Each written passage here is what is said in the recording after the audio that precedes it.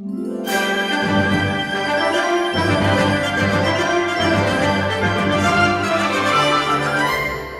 हम एक बहुत ही शानदार मूवी एक्सप्लेन करने वाले हैं जो ये साबित करने के लिए काफी है कि नन्स भी हॉट और बोल्ड हो सकती है। मूवी की कहानी एक कैथोलिक बोर्डिंग स्कूल के आसपास बनी रहती है। एक बहुत ही खूबसूरत नन स्कूल ज्वाइन करती है, उसका नाम सोफिया है। मूवी की शुरुआत में हम जेसन ब्रेडी नाम के एक लड़के को देखते हैं। वो बहुत ही अच्छा सिंगर है और गाने के वीडियो रिकॉर्ड करता है। जेसन के बनाए हुए म्यूजिक वीडियो बैकग्राउंड में बज रहे हैं और सोफिया कपड़े बदल रही है। आगे हम देखते हैं कि जेसन गर्मियों की छुट्टियों के बाद अपने स्कूल वापस आ गया है। जेसन की बहन जोई उसकी फ्रेंड सरा को स्कूल में देखकर खुश नहीं है। जेसन के पिता उसे स्कूल में अच्छा बिहेव करने के लिए कहते हैं। वो जेसन को वार्न करते हैं कि अगर उसकी एक भी कंप्लेन आई तो यह उसके लिए ठीक नहीं होगा। तभी सिस्टर रेबेका उनके वेलकम के लिए आती है, पर जेसन उन्हें छोड़कर अपने रूम में चला जाता है। आगे हम देखते हैं कि सिस्टर रेबेका सोफिया से पहली बार मिलती है। वो सोफिया से उसके टीचिंग एक्सपीरियंस के बारे में बात करती है। फिर सिस्टर रेबेका सोफिया को बताती है कि स्कूल में मेकअप करना अलाउ नहीं है। तब सोफिया अपने होठों से लिपस्टिक को साफ कर देती है। बाहर रेबेका सोफिया को और नियम बताती है। वो बताती है कि लड़के और लड़कियों को जितना हो सके अलग रखना है। अब सिस्टर रेबेका सोफिया को जेसन से इंट्रोड्यूस करवाती है। वो कहती है कि जेसन बहुत अच्छा सिंगर है और वो यहाँ किसी सेलिब्रिटी की तरह है।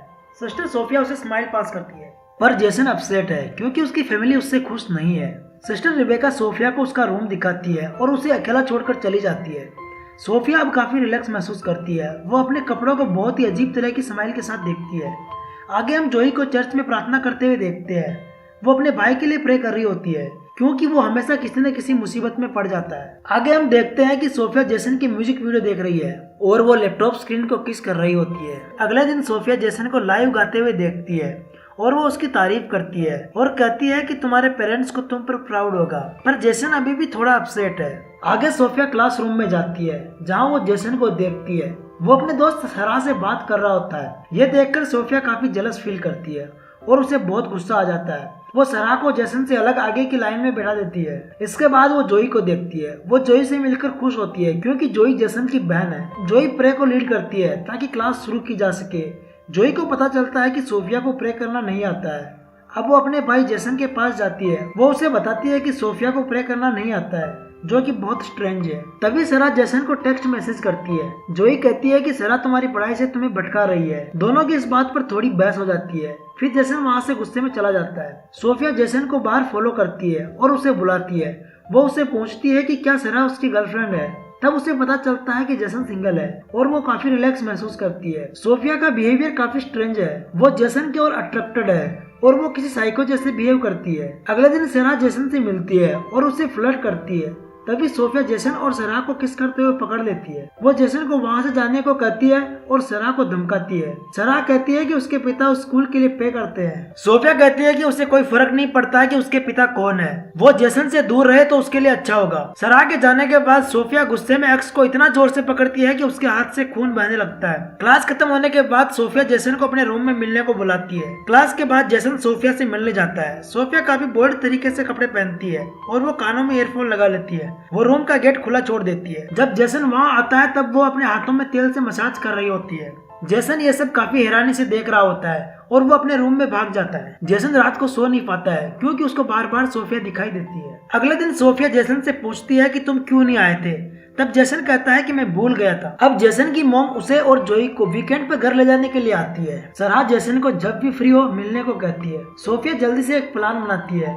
वो सिस्टर रिबेका से कहती है कि उसे बाहर जाना है क्योंकि उसकी आंट बहुत बीमार है। घर पर जेसन की उसके पिता से बहस हो जाती है क्योंकि वो अपनी स्टडी को एक साल के लिए रोककर म्यूजिक पर फोकस करना चाहता है, पर उसके डैड चाहते हैं कि वो पढ़ाई करे। रात को जेसन बाहर गाना गा रहा होता है और सोफिया वही छिपकर उसे गाते हुए सुन रही होती है। तभी जेसन को सरा का फोन आता है। वो उसे स्कूल में मिलने को कहता है। सोफिया वापस कार में चली जाती है। वो गुस्से में अजीब तरह से चीखती चिल्लाती है। वो शराब पीती है और सरा के बारे में सोचती है। वो वापस स्कूल आ जाती है और लड़कियों की बिल्डिंग में जाती है। सिस्टर रिबेका को उस पर शक होता है। वो उसका पीछा करती है। सोफिया सरा की बुक में ड्रग्स रख देती है। जब वो बाहर आती है तब सिस्टर रिबेका उसे पूछती है कि वो यहाँ क्या कर रही थी। तो वो कहती है कि उसे यहाँ से आवाज आ रही थी। जो ये सब अपने रूम में से देख रही होती है। अगले दिन प्रे के बाद सरा अपनी बुक खोलती है और उसमें वो ड्रग्स मिलता है। सोफिया सरा से कहती है कि तुम एक बड़ी मुसीबत में हो। सिस्टर रिबेका उसके पेरेंट्स से बात करती है और उसे सस्पेंड कर देती है। सोफिया स्कूल में सभी की तलाशी लेने को कहती है क्योंकि वहाँ और भी लोगों के पास ड्रग्स हो सकता है। जब वो लोग जेसन के रूम की तलाशी लेते हैं तो उन्हें विस्की की बोतल मिलती है जो कि सोफिया ने खुद रखी थी।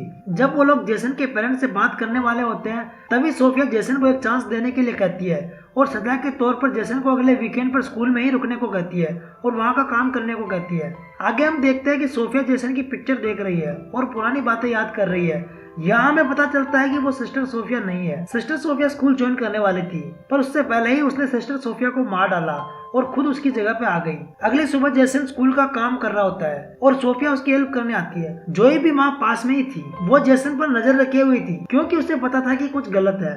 रात में सोफिया छिपकर जेसन के रूम में चली जाती है। वो अपना फोन वहाँ वीडियो कैप्चर करने के लिए रखती है और अपने कपड़े उतार कर जेसन से कहती है कि उसे पसंद करती है। जेसन बहुत अनकंफर्टेबल होता है पर वो जेसन को बहुत एक्सक्यूज करती है और सब कुछ उसकी प्लानिंग के हिसाब से होता है। अगले सुबह वो जेसन से मिलती है और किसी से कुछ भी नहीं कहने को कहती है।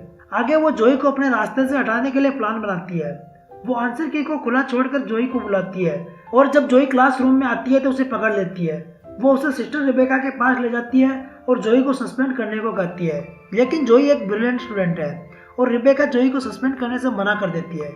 जोई सिस्टर रिबेका को कहती है कि उसे लगता है कि सोफिया काफी स्ट्रेंज है, यहाँ तक कि उसे मॉर्निंग प्रेयर भी नहीं आती है। यहाँ जेसन चर्च में गॉड से अपने पर दया करने और माफ करने के लिए कहता है। तभी वहाँ सोफिया आ जाती है और वो जेसन के साथ जो चाहे करने लगती है। अगले सुबह बिशप स्कूल आते हैं जो असली सोफिया को जानते थे। वो रिबेका को सिस्टर सोफिया की आदतों के बारे में बताते हैं पर यह सोफिया से मेल नहीं खाती है, इसीलिए वो सिस्टर सोफिया को बिशप से मिलवाना चाहती है। पर सोफिया रिबेका को यह कहकर भाग जाती है कि उसकी आंट की मौत हो गई है। इधर जेसन और उसके डैड के बीच फिर बहस होती है। जेसन गुस्सा हो जाता है और वो डिनर छोड़कर बीच में ही चला जाता है। सोफिया जेसन के घर के बाहर उस पर नजर रखे हुई थी। जेसन अपसेट होता है। वो बाहर बियर पीता है तभी उसे एक पुलिस ऑफिसर पकड़ लेता है। सोफिया वहां आकर उसे बचा लेती है। इधर जेसन की मॉम उसके डैड से बात करती है और वो जेसन को 1 साल देने के लिए तैयार हो जाते हैं और उसे ढूंढने के लिए बाहर जाते हैं। सोफिया जेसन को एक होटल में ले जाती है। वो उससे कहती है कि हम कुछ भी गलत नहीं कर रहे हैं। फिर सोफिया जेसन को बताती है कि उसके पास बहुत पैसा है, वो उसे पेरिस ले जाएगी और हमेशा साथ रहेंगे।